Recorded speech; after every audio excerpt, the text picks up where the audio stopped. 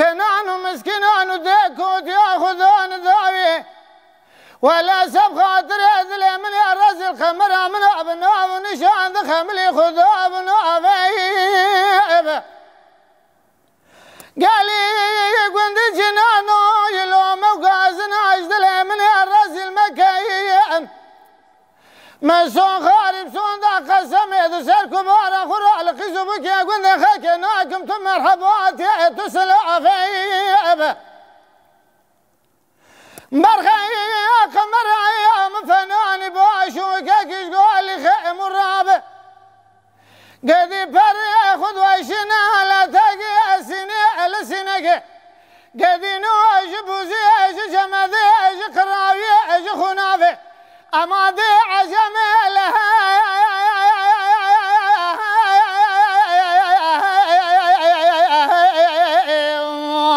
خي دي البريج بو خاطرنا في خذبه دكابل يقول ده أزدمر مظالمين زي عم تشواني يا خي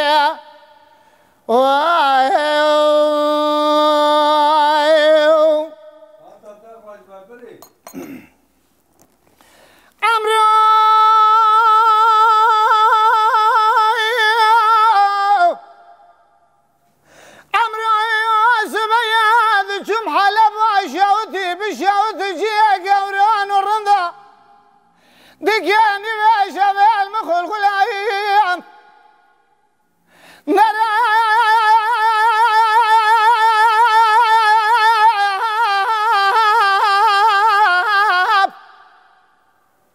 ولا تغرب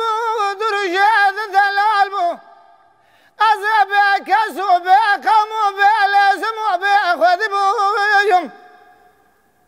مرخي سرم سربان قبالي في شافه من الخواب وقوم القدار يا ابويا مسري خوش خواشر من الكر مدي ضحى بريك عذابي مهلوم يسر مراسك نبويا مرخي ياكي كفنا مذبري ياكي بالدرزي بمقاسي وادم فسلام ظالم امر عمري اخوذي ازدمرم مدي كبار عم خدام بار فنجرة بقرام درهم كلها سبحانه ذكر بالأكشافة بهذي البريخ وزعم مبسان بها قامت ذات بزنا زراب كرادنا قشوات خملا أما دي عجمي لها